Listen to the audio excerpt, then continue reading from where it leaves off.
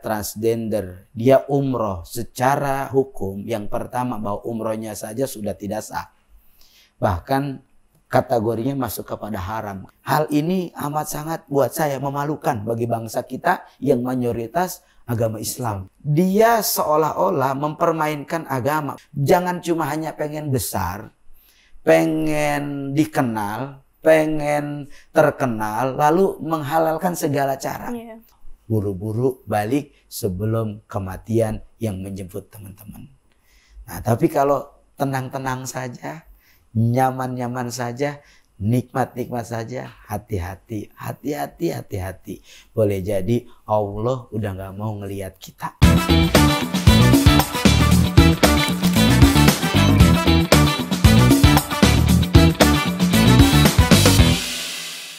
Halo Sobat Forum, balik lagi di podcast Bisik-Bisik Meja Bundar. Nah, pada kali ini kita akan ngebahas tentang isu yang lagi rame di seminggu belakangan ini. Bukan tentang politik, bukan tentang pilkada, tapi tentang transgender yang umroh menggunakan hijab. Nah, untuk membahas itu kita udah kedatangan narasumber spesial kita. Sebelum itu, seperti biasa, saya bersama Puspita Chandra Dewi. Hai. Lanjut, Peit. Iya, hari ini kita kedatangan Ustadz Abe Gufran yang Gifran ya, yang tadi pas datang saya rada-rada kaget nih, kok yang diundang Ustadz Abe yang datang menteri, gimana nih ya Pak Ustadz? Masya Allah. Assalamualaikum Pak Ustadz. Waalaikumsalam. Alhamdulillah sehat, berkah dan bahagia. Alhamdulillah. Memang yang panggil saya beliau itu banyak gitu. Kalau beliau menteri, kalau saya cari menteri. Bisa aja nih Ustadz nih, aduh. Oke, kita mulai ngobrol-ngobrol kita kali ya, soal hal ini yang lagi benar-benar rame banget. Bahkan sebelum-sebelum ini juga udah ada nih Ustadz yang ikut kajian juga, ternyata dia transgender, terus yang ini juga umroh malahan nih. Nah, itu sebenarnya bagaimana nih Islam melihat transgender ini? Baik, Masya Allah, tabarakallah. Ini edukasi yang sangat betul-betul harus kita berikan informasi seluas mungkin kepada masyarakat. Karena memang dari forum ini mudah-mudahan bukan cuma hanya mengedukasi, tapi juga bernilai pahala. Amin. Setidaknya ada beberapa hal yang teman-teman harus pahami. Di antara yang pertama bahwa transgender itu apa sih, kan ini harus teman-teman bisa pahami semua, pemirsa, masyarakat luas harus bisa pahami bahwa transgender itu adalah ekspresi gender. Artinya bahwa seseorang dia punya kenyamanan pada situasi yang berbeda. Contoh ketika dia memang menjadi seorang laki-laki, tapi dia punya kenyamanan tersendiri ketika dia menjadi seorang perempuan. Nah, ini adalah transgender. Begitu juga sebaliknya, ketika dia jadi seorang perempuan tapi dia lebih nyaman menjadi seorang laki-laki, maka ini pun disebut transgender. Nah, hal ini yang menjadikan sesuatu yang pada akhirnya tabu. Padahal Islam itu jelas, inna khalaqnakum min dzakari wa unsa. Bahwasanya dalam Al-Quran dikatakan Allah Subhanahu wa Ta'ala menciptakan siapa di antara kalian laki-laki dan perempuan. Nah, ini menentukan bahwa kita saling berpasangan. Adanya laki-laki dan ada perempuan. Sehingga satu keduanya melengkapi satu sama lain. Oleh karenanya Allah Subhanahu wa Ta'ala amat sangat melaknat bagi ada orang yang kata Nabi dalam hadis Al-Bukhari, la'anallah muhannis au mutarazilat. Kalau ada di antara kita yang ketika dia diberikan seorang secara fitrah laki-laki lalu menyerupai perempuan, maka Allah melaknat orang tersebut. Dan begitu sebaliknya, kalau ada perempuan dia menyerupai laki-laki, maka Allah melaknat kepada orang tersebut dengan sebab karena perbuatan itu menyimpang dari apa yang sudah difitrahkan oleh Allah. Begitu. Jadi dari pandangan Islam pun transgender itu udah sangat-sangat salah ya. Sangat-sangat menyimpang dan sangat-sangat salah. Sehingganya ini bukan berarti sesuatu yang tidak bisa diobati. Sangat-sangat bisa diobati dan sangat-sangat bisa dirubah. Tinggal kembali dari bagaimana seseorang yang dia merasa feminim menjadi seorang perempuan, ketika dia sadar bahwa ini bukan bukan kodratnya, maka itu sebetulnya bisa dirubah. Begitupun sebaliknya, ketika perempuan ini merasa maco ketika dia menjadi seorang cowok dan itu bukan kodratnya, ini semua bisa dirubah tergantung dari bagaimana cara kita untuk berniat kembali kepada kudrat kita sebagai laki-laki atau sebagai perempuan. Nah, oleh karenanya pola sekarang yang terjadi, kenapa bisa sampai seperti ini? Banyak hal, diantaranya lingkungan. Lingkungan ini menjadi satu hal yang memang sangat sekali kuat untuk seseorang itu punya kenyamanan terhadap kodrat yang lain. Dia terlalu banyak bergaul dengan perempuan, maka kemungkinan akhirnya apa-apa yang disukai oleh perempuan disukai oleh orang tersebut. Ada hal juga banyaknya seseorang yang dia bergabung dengan laki-laki, apa-apa yang disuka laki-laki, ia pun menyerupai demikian. Nah, inilah yang pada akhirnya merubah dari kodrat seseorang yang tadinya sudah dikendaki oleh Allah menjadi seorang laki-laki, malah berubah menjadi seorang perempuan. Nah, ini jadi kecenderungan lingkungan. Kedua, pengetahuan agama yang kurang. Sehingga ini juga menjadi satu hal yang pada akhirnya dia menabrak rambu-rambu yang dilarang oleh Allah. Kenapa sih sampai Allah itu melaknat? Kenapa sampai Allah itu benci? Kenapa sampai Allah itu marah? Karena Allah sudah menciptakan kita sebaik-baiknya bentuk. Fi ahsani taqwim. Allah sudah memberikan bentuk yang baik buat kita. Ketika kita diciptakan oleh Allah dengan takdir seorang laki-laki, maka itulah sebaik-baik ciptaan yang Allah berikan kepada kita. Gitu. Maka ketika pun kita dijadikan seorang perempuan, itulah sebaik-baik ciptaan yang Allah berikan kepada kita. Sehingga Allah melaknat. Kenapa jadi melaknat? Karena ini menjadi dosa bagi mereka. Yang kedua, kenapa Allah melaknat? Karena di sana akan ada yang namanya hal-hal yang dilanggar. Contoh, laki-laki yang harusnya menjadi seorang laki-laki yang sempurna, akhirnya dia memakai sesuatu yang bukan framingnya, pakaian dia. Nah, itu sudah akhirnya menyalahi dari aturan secara kodrat dan ini berdosa. Nah, ini yang pada hakikatnya tidak disukai. Sehingga Nabi Muhammad waktu di zaman Rasulullah ada seorang waria yang bernama Hid. Waktu itu datang ke tempat Nabi, Nabi usir. Kenapa? Khawatir keadaan dia merusak daripada tatanan keimanan seseorang. Nah, ini perlunya adanya tatanan agama, perlunya adanya tatanan pendidikan secara keagamaan agar seseorang itu mau paham bagaimana bahwa hukum daripada transgender itu dilarang dan sangat dilaknat oleh Allah Subhanahu wa taala. Nah, ini oleh karenanya nyambung dengan apa yang disampaikan oleh Mas sama Mbak tadi bahwa ada yang sedang viral nih, ya kan, terkait tentang masalah transgender, lalu dia sampai umroh. Ini Masya Allah ya, kita tidak boleh menutup mata, dan ini harus menjadi perhatian bagi semua kalangan, bukan cuma hanya kita sebagai milenial, Gen Z, pemerhati lingkungan, pemerhati sosial, tapi juga harus diperhatikan oleh pemerintah, pakar agama, juga para pemimpin-pemimpin lainnya. Kenapa? Karena ada 3 hal poin yang tentu akan menjadi masalah. Yang pertama, turunnya laknat Allah. Ini pasti. Kenapa? Karena seolah kita sedang bermain-main dengan agama. Mempermainkan agama. Karena ketika orang, mohon maaf, lalu dia transgender, dia umroh, secara hukum yang pertama bahwa umrohnya saja sudah tidak sah. Bahkan kategorinya masuk kepada haram. Kenapa? Karena transgender ini ketika akan melakukan ibadah umroh ada hal yang namanya bermikot dengan ihram. Kalau laki-laki maka dia harus memakai kain ihram. Nah, kalau perempuan maka dia harus menutup aurat. Nah, ya kalau transgender bagaimana dong? Maka tidak mungkin transgender ini ketika dia seorang perempuan pakai kain ihram, berarti kan ada sesuatu yang nampak. Kalau dia laki-laki tidak mungkin karena dia harus memakai kain ihram, masih dia harus pakai gamis, ya kan? Nah, dari syarat pertama saja ini sudah tidak sah.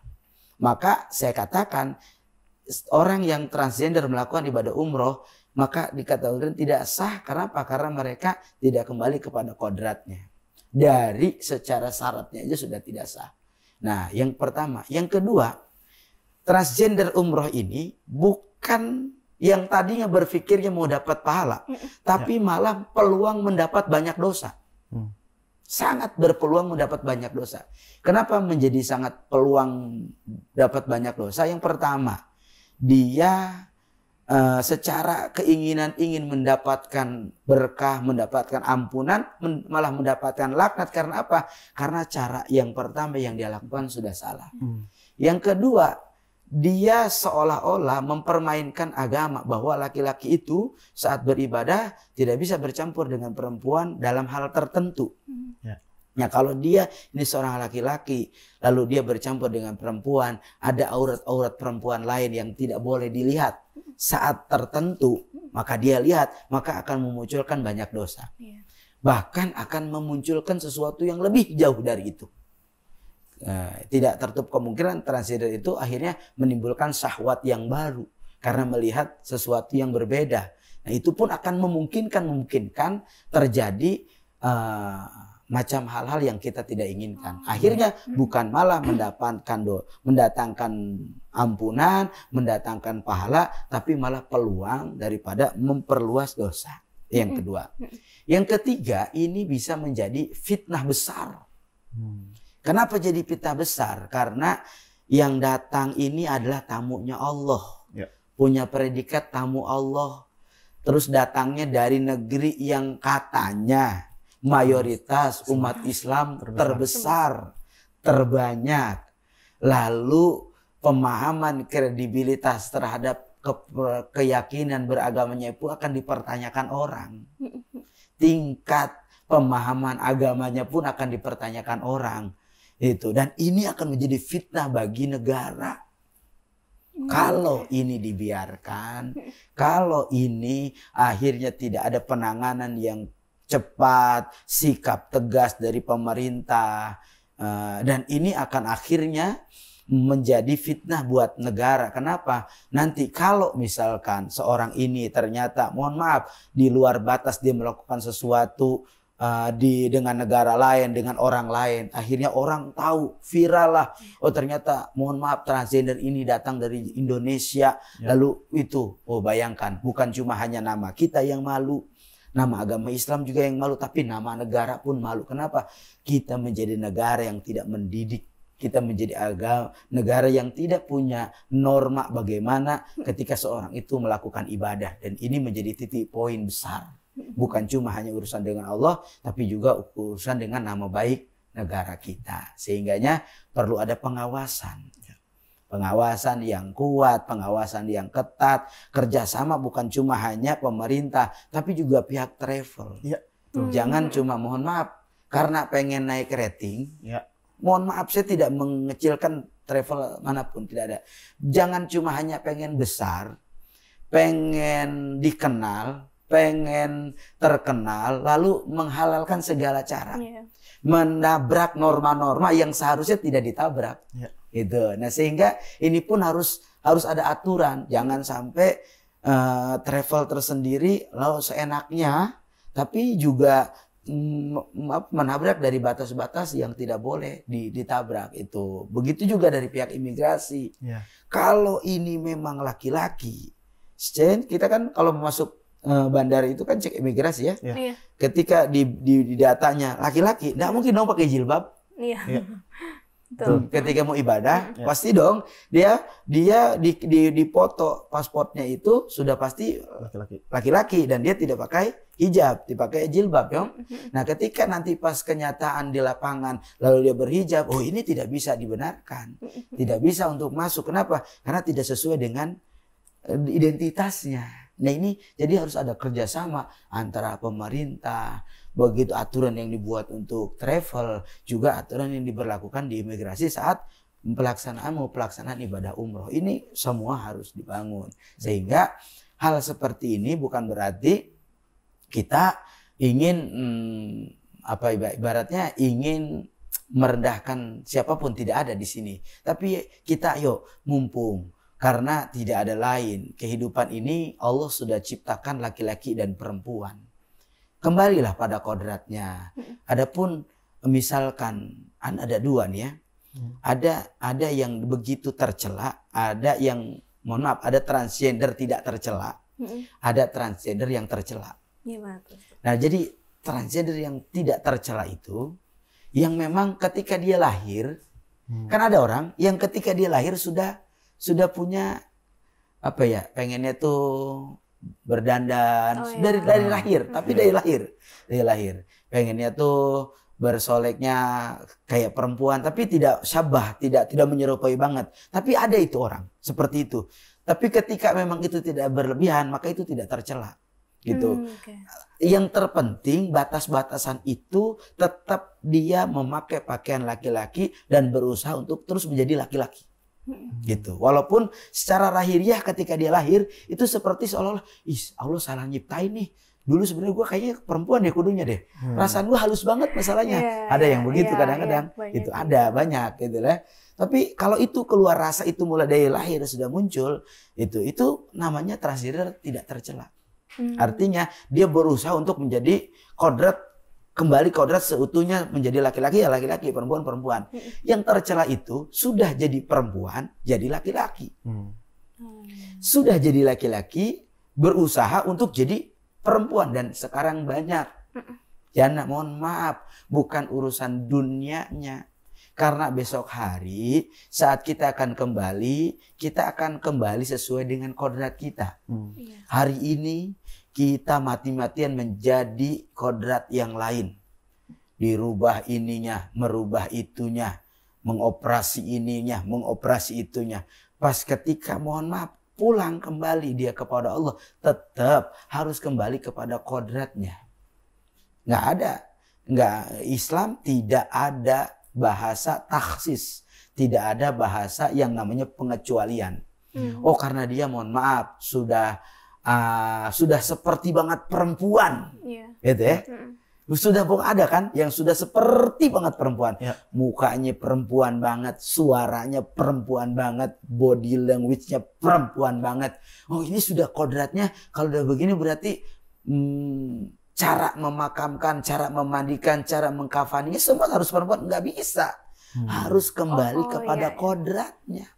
Walaupun secara fisiknya dia itu perempuan, tapi Allah nggak lihat fisik. Berarti kalau soal beribadah juga seperti itu? Sama. Karena Allah hakikatnya Allah tidak melihat kepada apa yang ada dalam diri kita yang kita rubah. Tapi Allah melihat pada kodrat utuh yang ada pada diri kita. Ya kalau kita kodratnya sebagai laki-laki, manakala kita melakukan ibadah menjadi kodratnya perempuan, sampai kita belum berubah menjadi laki-laki, sampai itu Allah tidak akan menerima sholatnya. Berarti walaupun transgender pun status ibadah masih tetap sama? Harus tetap sesuai laki-laki, sesuai kodratnya. Perempuan harus tetap sebagai perempuan kodratnya. Karena itu sudah menjadi kodrat yang tidak boleh dilanggar sebagai aturan agama. Berarti si selebgram ini sendiri sudah melanggar aturan itu juga di sana? Sangat melanggar. Sangat, dari hukum agama melanggar. Dari hukum negara sudah melanggar. Dari hukum sosial pun sudah melanggar. Karena dia... Kalau kita jadi public figure, jadi selebgram, harusnya kan menjadi media sosial kebaikan. Bukan menjadi media sosial yang akhirnya malah mendatangkan kemadorotan yang sebetulnya dampak itu bukan cuma buat diri dia, tapi ini menjadi dampak bagi orang banyak. Nah, jadi perkara-perkara negatif ini jangan kita biarkan. Perkara-perkara yang tidak ada manfaat ini jangan diam. Makanya saya senang sekali pas dari forum ini mengundang, Masya Allah ini forum luar biasa. Artinya sangat peduli terhadap sesuatu hal yang memang ini harus diselesaikan gitu loh. Ini pas dapat telepon saya langsung terima. Walaupun di sela-sela syuting ini waktu mepet, saya bilang ini sangat penting. Karena ini mengedukasi dan sangat bermanfaat. Tentunya bagaimana caranya kita bisa membangun realitas. Jangan sampai karena mohon maaf ekonomi akhirnya merusak iman kita untuk kita merubah kodrat kita. karena strata sosial, karena pengen jadi artis, karena pengen jadi selebgram, karena pengen jadi sesuatu yang beda dari orang, akhirnya dia menghalalkan segala cara. Tidak semua yang menghalalkan segala cara itu mendatangkan kebaikan. Itu tidak semua yang kita lakukan itu menjadi baik, bukan cuma baik menurut kita, ada baik menurut Allah, ada baik menurut tatanan sosial, ada baik menurut budaya, ada baik menurut negara. Jadi semua harus pikirkan. Sebenarnya kalau orang mau naik derajat, manakala dia membangun dirinya, ya, mengaktualisasikan apa yang dia punya kemampuan dalam dirinya, mengembangkan potensi yang dia bisa, normal, insya Allah dia akan naik dengan sendirinya. Itu tanpa harus dia merebut hak orang lain. Bahwa ada perempuan-perempuan lain yang dia lebih bisa viral, itu tidak harus jadi laki-laki menjadi perempuan, kan begitu. Karena dengan kodrat laki-laki pun Allah sudah siapkan kemampuan-kemampuannya.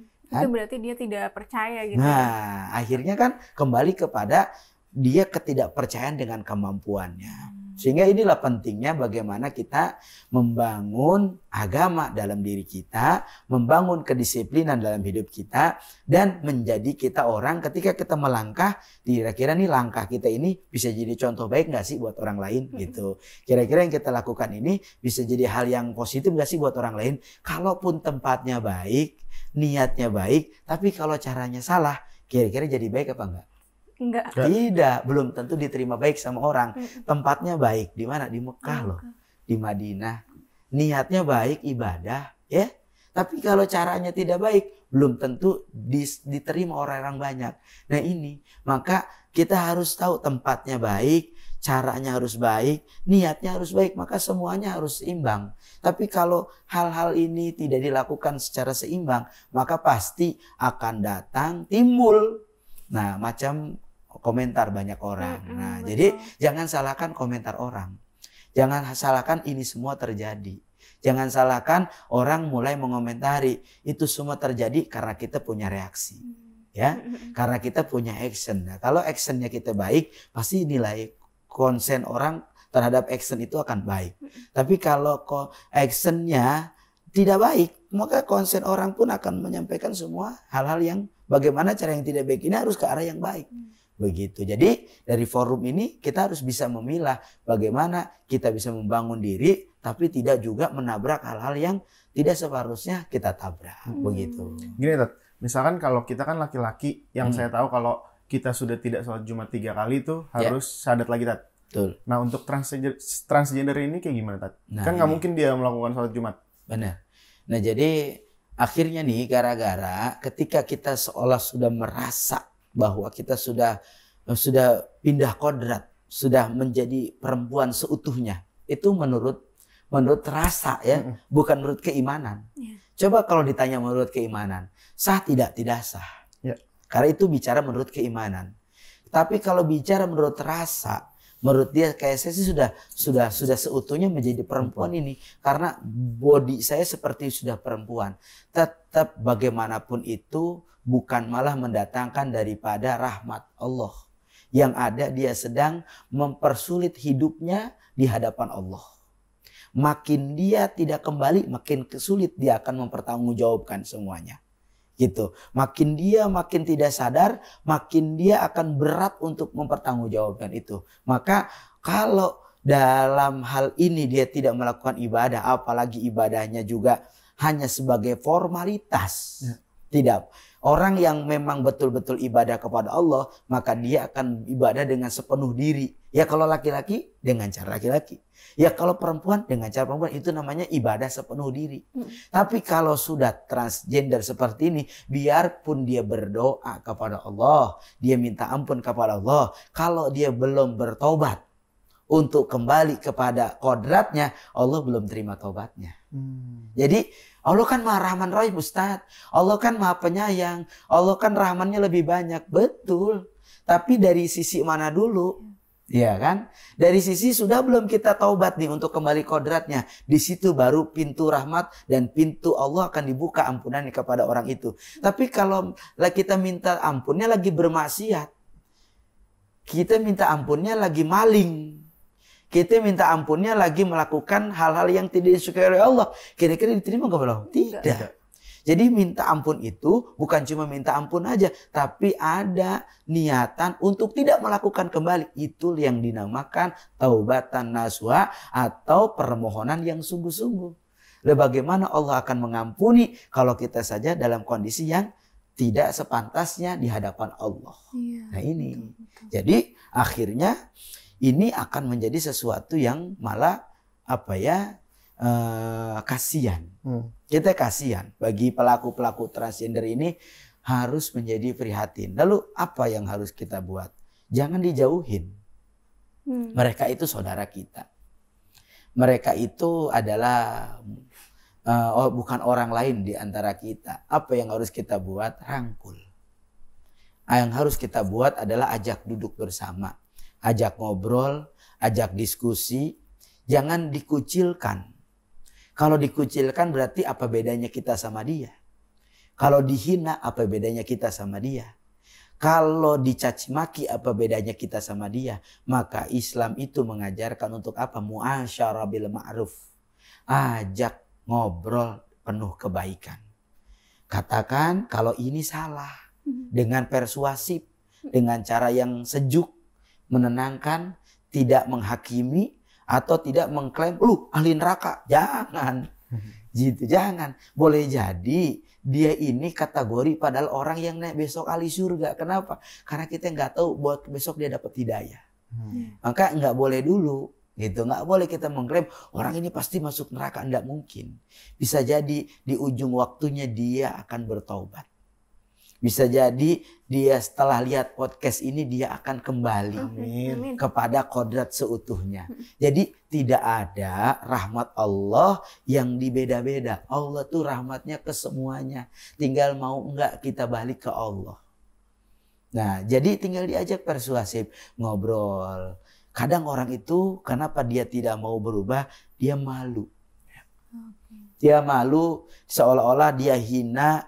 Dia seolah-olah dia terkucilkan, seolah-olah dia merasa tidak ada yang mau membersami. Itu kan pikiran dia sebenarnya.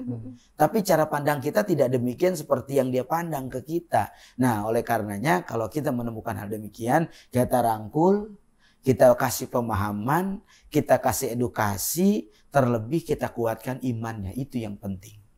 Kalau imannya sudah kuat, maka semuanya bisa dirubah. Nggak ada yang sulit kok. Kan Allah katakan la yughayyiru ma biqaumin hatta yughayyiru ma bi anfusihim. Tidak akan sesuatu itu mendatangkan perubahan kalau tidak ada kekuatan perubahan dari diri sendiri. Artinya bahwa perubahan itu akan datang manakala ada niat. Kalau niatnya kuat, dia ingin kembali kepada kodratnya, dia ingin mendatangkan ampunan Allah, dia ingin disayang oleh Allah, dia ingin ringan tanggung jawabnya nanti di akhirat, maka kuatkan niatnya, perubahan itu insya Allah akan mulai dibuka oleh Allah. Tapi kalau tidak ada niat yang kuat, walaupun dia punya keinginan itu tidak akan pernah terwujud seiring dari niat itu yang tidak kuat. Jadi cuma punya, ya mudah-mudahan tahun depan saya sudah kembali lagi menjadi laki-laki. Ya kalau cuma hanya mudah-mudahan, tidak ada actionnya, tidak ada buktinya, tidak ada refleksinya, tidak ada niat yang kuatnya, tidak akan ada perubahan itu. Maka ini harus menjadi perhatian besar. Jangan sampai ke depan ini menjadi sesuatu hal yang biasa. Apalagi ada, mohon maaf, ini ada pembiaran. Iya, kebanyakan ya kan? Kayak gitu sekarang. Cuek, pembiaran, menjadi mode, ya kan? FOMO, orang ikut-ikutan aja, gitu kan? Ya, akhirnya ini menjadi sesuatu yang ada pembiaran. Nah, yang bertanggung jawab siapa di sini? Ini sangat bertanggung jawab adalah negara, bangsa, dan para tokoh-tokoh agama. Ini sangat punya tanggung jawab. Kalau mereka semua tidak berteriak, mereka semua tidak membuat aturan, mereka semua tidak memberikan kebijakan, mereka semua tidak memberikan yang baik kepada masyarakat, maka masyarakat akan mengikuti apa yang dilihat. Itulah masyarakat. Masyarakat itu walaupun memang kadang-kadang kita ini terbiasa dengan kehidupan kita, tapi ketika memang ada aturan dari pemerintah, ada aturan dari lembaga tertentu yang memang mengatur semua ini, tentu ini juga akan menjadi sesuatu yang menjadi refleksi. Kenapa semua jadi bebas? Karena aturannya tidak betul-betul diterapkan di masyarakat. Tapi ketika aturan ini dibangun, informasi ini disampaikan luas, bahwasanya ada part-part tertentu, hukum-hukum tertentu yang tidak boleh dilanggar dalam melakukan ibadah, apalagi konotasinya umroh, haji, masya Allah kan, ini betul-betul satu ibadah yang hubungannya antara manusia dengan Allah betul-betul harus tulus, tidak ada campur tangan dunia di dalam sana. Nah maka ini harus bersih dari hal-hal yang demikian. Jadi hal ini amat sangat buat saya memalukan bagi bangsa kita yang mayoritas agama Islam terbesar se-Indonesia. Amat sangat memalukan. Bagaimana kalau dunia lain, baratnya negara lain, bangsa lain melihat Indonesia ternyata dalam hal ibadah saja itu tidak ada aturan yang mengatur tentang bagaimana transgender itu harus kembali kepada kodratnya ketika mau ibadah umroh, ibadah haji. Dan ini sudah terbukti ada pelanggaran gitu. Kenapa terjadi demikian? Nah, jadi bagi pihak travel mohon maaf, jangan gampang cari apa ya, ibaratnya cari jamaah, cari keuntungan, tapi juga yuk sama-sama kita lihat dulu sisi-sisi hal-hal yang akhirnya malah merusak daripada tatanan nilai-nilai agama kita. Ya, kalau misalkan contohnya seperti ini, misalkan tadi Pak Ustadz bilang kalau ada orang seperti itu jangan kita jauhkan, kita rangkul. Misalkan kalau contohnya kasusnya seperti ini, misalkan saya punya teman, kita dulu teman sama-sama akrab, kita sering rangkul-rangkulan kemana segala macam, dan setelah kita tidak bertemu lama, kita melihat kok dia transgender nih, akhirnya dia melakukan transgender. Apakah kita masih bisa melakukan seperti yang kita lakukan sebelumnya? Kan kita juga ngeliat, wah ada bentuk perbedaan dari bodinya segala macam, darinya kita dekat gitu. Apakah ini masih mahram kita atau kita nggak bisa nih berarti sekarang kita tidak bisa seperti dulu lagi. Siap. Kalau hal itu tergantung dari bagaimana menjaga hawa nafsu kita ya. Feel-nya kita ke itu loh. Kita temen cowok nih, kok sekarang dia cakep banget. Ya Allah, gue demen sama dia. Itu rasa itu jangan sampai ketipu. Itu bisikan lagi. Bisikan-bisikan itu akan merusak kita yang normal gitu loh. Malah kita suka kepada yang bukan kodratnya ya seorang perempuan yang utuh gitu kan. Nah, itu juga harus kita tahan. Itu artinya pola itu ketika khawatir, mengkhawatirkan pada diri kita yang biasanya tadi sebelumnya dia menjadi laki-laki kita pelukan, ya enggak? Terus kita biasalah pegangan tangan dan lain-lain. Karena itu waktu saat itu tidak ada niat tertentu atau tidak ada rasa atau tidak ada nafsu di hati kita. Tapi kalau pelukan itu lalu mengundang nafsu, jangankan sama transgender, sama laki-laki, sesama laki-laki yang memang kodratnya laki-laki semua nih sama-sama. Tapi ketika ada rasa syahwat itu muncul, jangan. Apalagi yang transgender, apalagi yang bukan murim, beda lagi kan gitu kan. Nah jadi rasa itu dihindari dulu. Gitu, dihindari dulu daripada akhirnya ketika kita ada rasa itu lalu kita ikutin, nah itu akan merusak tatanan kita semua, akan merusak yang pada akhirnya kita nyaman dengan hal itu, yang akhirnya kita akan mengulangi hal tersebut, yang akhirnya kita akan ketemu lagi dengan hal yang demikian. Nah kalau pada akhirnya konotasi itu mendekati kepada keharaman, lebih baik kita jauhin, cukup salaman biasa. Gitu. Kalau salaman tetap salaman biasa. Kalau salaman itu dianggap buat kita, artinya nih kalau haram tidak, karena dia kan satu murim sama kita. Kodratnya tetap laki-laki, kan? Tapi kalau salaman itu tidak menentang syahwat, salaman. Peluk itu tidak menentang syahwat, pelukan. Kan sesama kodrat toh. Itu walaupun sudah berubah bentuk, kodratnya tidak merubah bentuk dia. Tetap dia menjadi seorang laki-laki. Walaupun keadaannya sudah seperti perempuan. Tetap hukumnya itu laki-laki. Gitu. Makanya ini yang harus kita pahami. Dan bagaimana Ustaz kalau misalkan mohon maaf gitu ya, sampai ada orang transgender itu kelaminnya sampai dirubah. Iya, itu gimana tuh satu? Itu udah ada contohnya. Sudah banyak. Banyak merubah Sudah kelamin. banyak Banyak kan? Iya. Ya, saya bilang al aslu hakikoh dalam kaidah ya, bahwa hakikah itu asal. Jadi asal itu adalah hakikat. Jadi orang itu kalau hakikatnya laki-laki ya tetap laki-laki. Jadi besok ketika mohon maaf dia meninggal dunia sesuai laki-laki. Begitu. Nggak ada dia harus sesuai perempuan. Walaupun secara mohon maaf, secara dia punya kelamin sudah berganti, tetap itu kodratnya laki-laki. Dan yang memandikan harus laki-laki. Harus laki-laki. Begitu, harus laki-laki. Dan itu nggak bisa merubah. Inilah kerugian bagi mereka-mereka yang akhirnya merubah takdir yang sudah Allah berikan kepada orang tersebut. Jangan sampai ini akhirnya terus mengakar. Sehingga kita perlu, sekarang sudah mulai banyak ibaratnya kajian-kajian. Cuma juga kemarin ada yang ikut kajian ya. Iya, gitu. Yang dia juga akhirnya memakai pakaian perempuan kan. Nah ini pun alhamdulillah sudah diklarifikasi sama kita punya sahabat kan. Nah, karena memang ini tetap salah, nggak boleh. Man sabah biqaumin fahuwa minhum kan gitu. Jangan sampai menyerupai. Itu akhirnya kan ini merusak juga seolah-olah jadi ngerusak nama ustadznya. Seolah-olah ustadz itu tidak melarang, padahal ustadz itu tidak tahu. Nah inilah, jadi cara pandang itu harus luas dulu. Jangan akhirnya gara-gara seorang ini merusak orang banyak. Nah ini makanya kerugian itulah yang akhirnya meluas. Jangan gara-gara kesenangan kita, gara-gara fashion kita, gara-gara pola hidup kita, pola kita bermasyarakat ini berdampak besar kepada orang banyak. Yang padahal orang lain tidak punya urusan dengan pola kehidupan kita. Gitu, sehingga sangat-sangat harus kita jaga. Oleh karenanya jangan sampai nih, kalau Nabi sudah mengatakan la'ana mukhannis au mutarajilat, bahwasanya Allah sangat melaknat mereka orang-orang yang laki-laki menyerupai perempuan, perempuan menyerupai laki-laki. Kenapa? Karena dari sisi manfaat sudah nggak ada.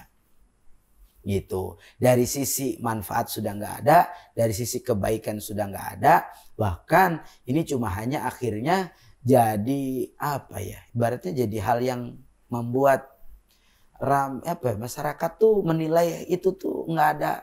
Aduh, mohon maaf nih. Sekarang ada orang yang menganggap nggak ada harga dirinya, gitu, rendah.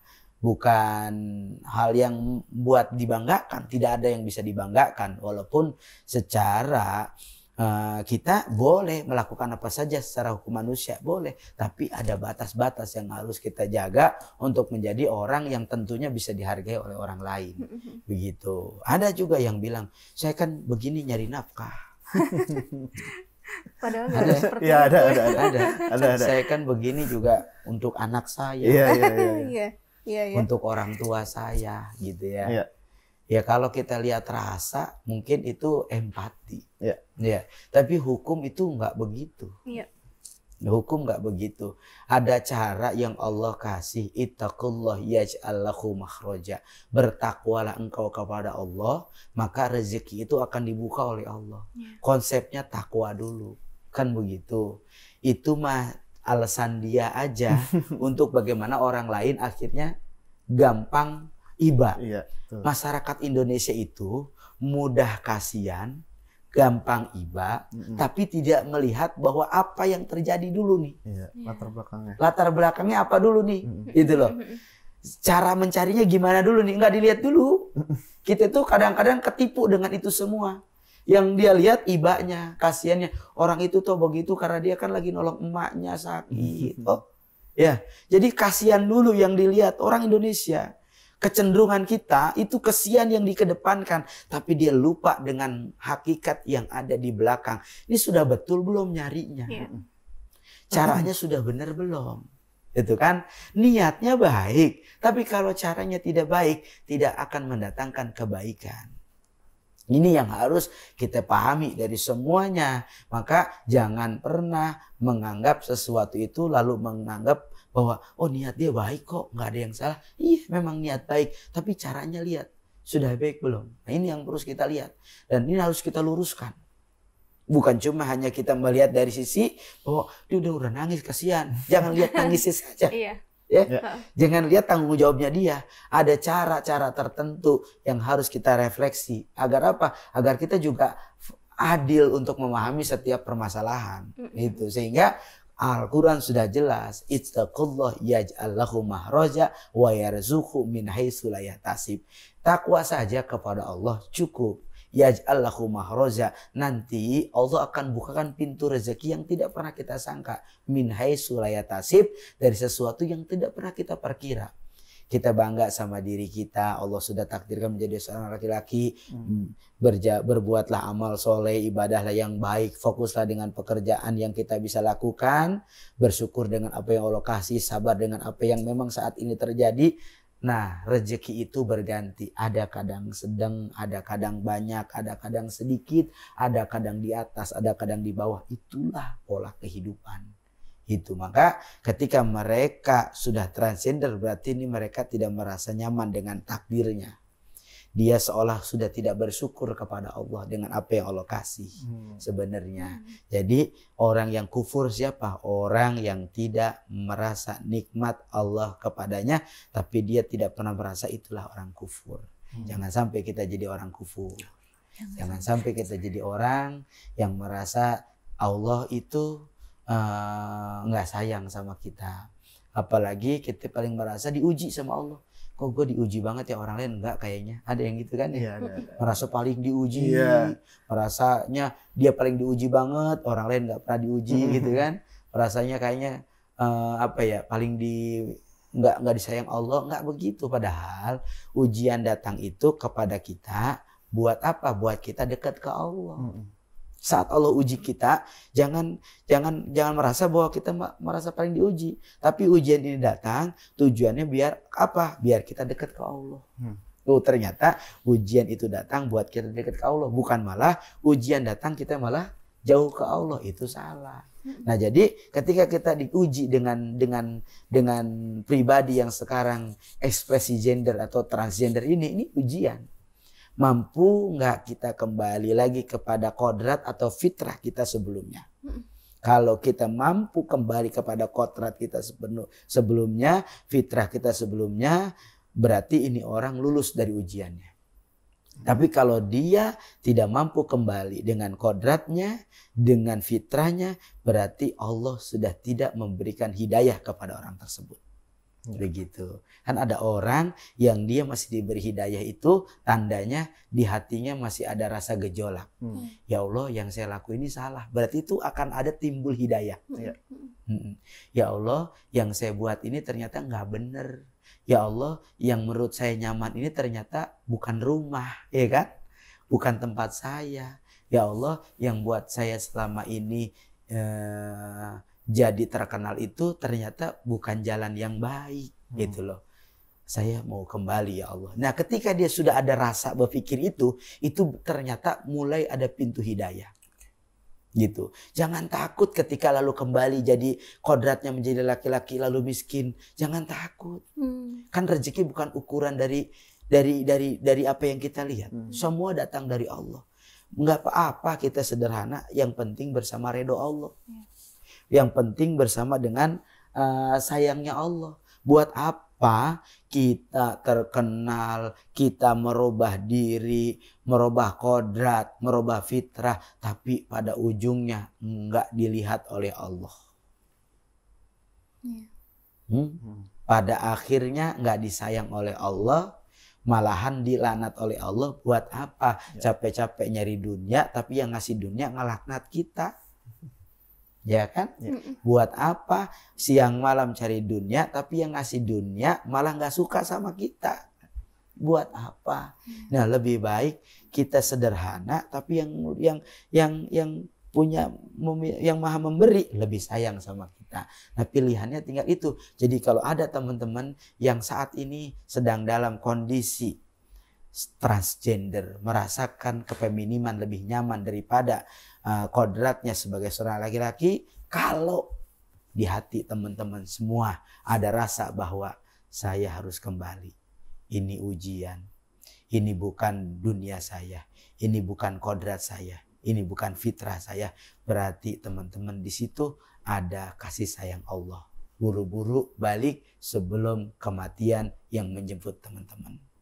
Nah, tapi kalau tenang-tenang saja, nyaman-nyaman saja, nikmat-nikmat saja, hati-hati, hati-hati. Boleh jadi Allah udah gak mau ngelihat kita. Itu yang hati-hati. Kata Nabi dalam Al-Quran dikatakan bahwa sanya ada orang khatamallah ala qulubihim wa ala sam'ihim wa ala absarihim gishawatun walahum adzabun azim. Ada kata Allah dalam Al-Quran, kalau orang hatinya sudah ditutup, matanya sudah ditutup, pendengarannya sudah ditutup dari kebaikan, langkah kakinya juga sudah ditutup dari kebaikan, berarti biarpun dia masih hidup, ada di alam dunia ini, dia orang yang sudah diazab oleh Allah. Tuh, berarti hidupnya, adanya di muka bumi sudah tidak dipandang hidup oleh Allah. Buat apa kita hidup kalau tidak dipandang hidup oleh yang maha hidup? Nah, jadi kalau masih di hati kita ada bisikan, di hati kita ada sedikit terngiang, ya Allah, jalan ini salah, berarti yang sedikit itulah yang baik. Sedikit itulah pintu jalan yang lurus, sedikit itulah pintu mendatangkan ampunan Allah, yang ucapan sedikit, bisikan sedikit itulah yang boleh jadi Allah pengen kita jadi orang yang baik sebelum kita balik ke alam kubur. Gitu. Maka ini yang perlu, sehingga kita harus minta kepada Allah, Allahumma hdina ya Allah. Kita minta sama ya Allah, berikan saya hidayah. Berikan saya hidayah. Jadi buat teman-teman yang belum punya hidayah, minta sama Allah biar dikasih hidayah. Hidayah itu harus diminta. Ketika sudah diminta hidayahnya, nanti Allah akan beri jalan keluarnya. Ketika sudah ada jalan keluarnya, insya Allah nanti akan ada kemudahan untuk kita menjadi orang yang lebih baik dari sebelumnya. Amin. Amin. Oke Ustadz, saya mau ini tadi, Ustadz sempat nyebut soal kalau transgender ini adalah ujian, bukan takdir. Berarti yang orang-orang bilang mereka transgender ini bilang, oh ini takdir gue udah kayak gini, nggak bisa. Itu berarti udah bukan ini ya, udah bukan takdir berarti ya, udah Masya jelas Allah. Ya ini ya. Pertanyaannya keren banget. Iya. Ini sebelumnya ini pajangan apa minuman? Silakan. Saya pikir pajangan. Sebelum menjawab, diminum dulu. Saya minum dulu ya.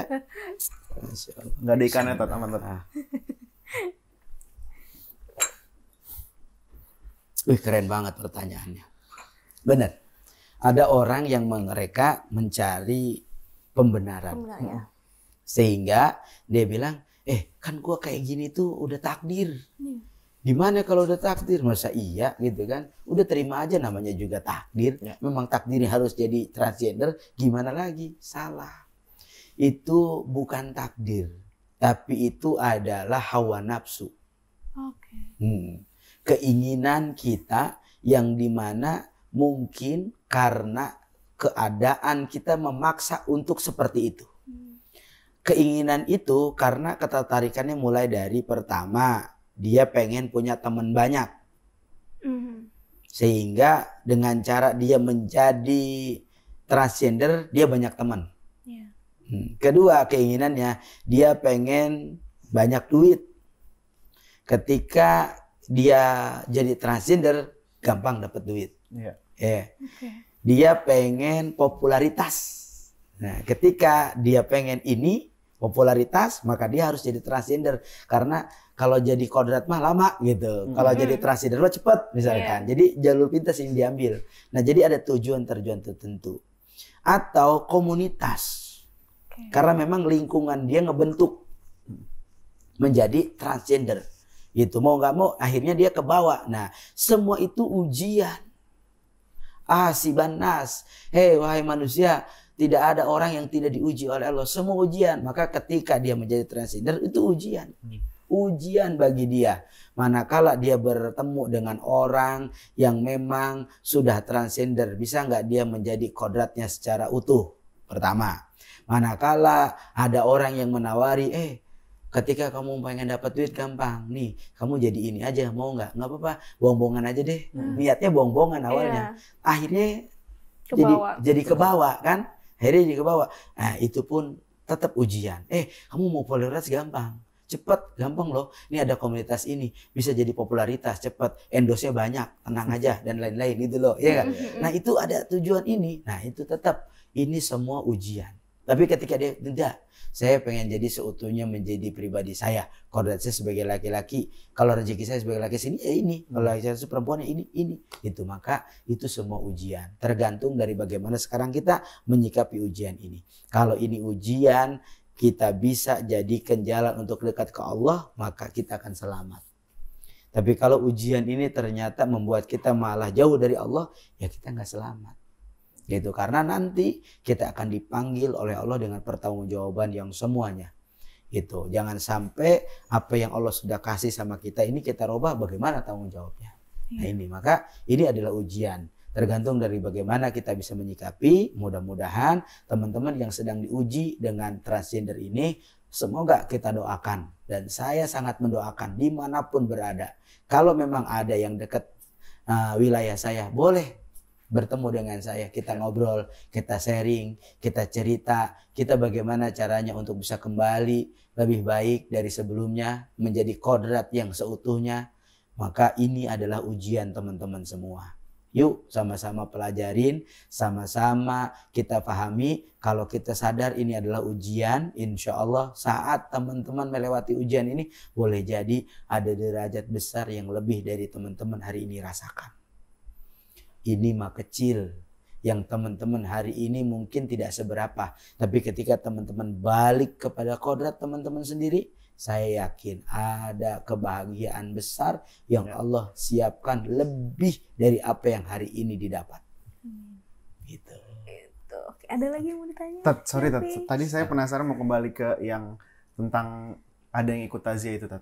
Saya penasaran. Kalau misalkan kan tadi Ustadz bilang kita harus ngerangkul dia, ngasih jalan yang benar, kita harus menjelaskan seperti apa.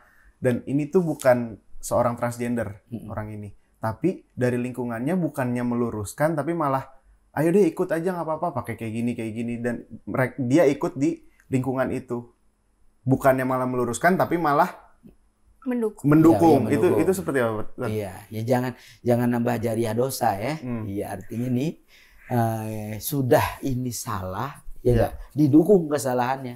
Ada orang tua misalkan udah jadi gitu aja, jadi kayak gitu, jadi laku tuh, jangan gitu loh. Jadi kita kalau kebaikan itu sampaikan kebaikan, jangan kita menambah orang lain sudah dalam hal yang salah disalahin, apalagi didukung kesalahannya, jangan gitu loh. Sehingga kita akan nanti akhirnya besok orang ini akan ibaratnya gini nih. Kamu ini begini sama siapa? Sama sini. Siapa yang ngedukungnya? Si ini. Siapa yang ngajaknya? Si ini. Siapa yang nyupportnya? Si ini. Semua dibawa dosa itu oleh Allah. Tidak ada dosa yang tidak akan dipertanggungjawabkan. Semuanya dipertanggungjawabkan. Jangan sampai karena cuma hanya niat kita ngojok-ngojok orang, malah akhirnya orang itu jauh dari Allah, kebawa kita tanggung jawab dosa itu. Nah, artinya yuk menjadilah kita orang yang baik buat orang lain. Kata Nabi, man kana yu'minu billah wal yaumil akhir falyukrim zari. Orang yang iman sama Allah itu orang yang pandai memuliakan orang lain. Nah, orang lain itu jangan giliran dosa orang lain disuruh. Ya, giliran yang salah orang lain disuruh. Itu bukan tetangga yang baik. Itu bukan teman yang baik. Itu bukan saudara yang baik. Tapi saudara yang baik, kata Nabi, yang mereka mampu menjaga keburukan baginya dan bagi orang lain. Gitu. Jadi kalau ada hal-hal demikian jangan dibiarin. Man kana yu'minu billah man ra'a minkum munkar falyughayyir biyadi. Kalau kita ngelihat keburukan itu, kita cegah sama tangan kita kalau kita sanggup. Kalau nggak bisa kita cegah dengan tangan, fabilisani, dengan lisan kita. Cegah. Kalau ada saudara kita yang kayak gitu, cegah dengan lisan kita. Cegah dengan omongan baik, dengan nasihat baik, dengan cara yang baik. Begitu, cegah. Kalau nggak bisa dengan lisan, fabil qulub wa huwa ad'aful iman. Dengan hati, apa maksudnya? Doain. Doain semua yang ada, teman-teman yang di Indonesia, yang mereka masih transgender, mudah-mudahan dikasih hidayah sama Allah. Itu pun sudah cukup. Karena bagian berarti ketika kita mendoakan saudara kita peduli. Saudara kita harus balik kepada kodratnya, harus balik kepada fitrahnya. Karena dia menjadi fitrah orang lain atau menjadi kodrat lain itu secara fisik atau mungkin secara kasat mata kita dilihat kita nikmat. Belum tentu secara batiniah mereka nikmat. Belum tentu. Boleh jujur mereka juga mungkin tidak nyaman. Boleh jujur mereka juga mungkin pengen balik lagi. Boleh jujur mereka juga pengen mungkin menyesali itu semua. Cuma mungkin karena saat ini karena keadaan, karena tekanan, karena situasi. Tapi yakin saat teman-teman mampu melewati itu, perang, lawan, berani untuk merubah, yakin akan ada lebih baik dari hal yang saat ini dirasakan. Saya yakin itu.